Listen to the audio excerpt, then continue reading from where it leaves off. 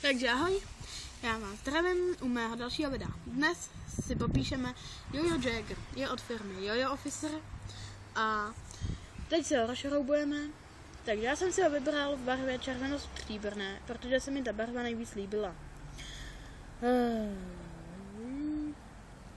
Vypadá to, že má dlouhý závit, ale ve skutečnosti má takovouhle krátkou osičku.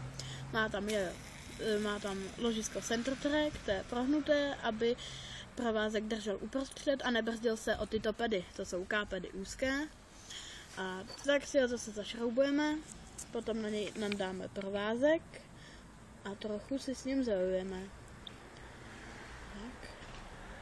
Nesmíme ho přetáhnout. Tak. Takže vezmeme provázek. Tak. A tady ho takhle rozmotáme. Tak strčíme do něj jojo. Pořádně to tam strčíme. Utáhneme. Tak poprvé přes prst a teď už jenom takhle ho zamotáme. Zamotáme. Tak. A teď se s ním jdeme zahajovat.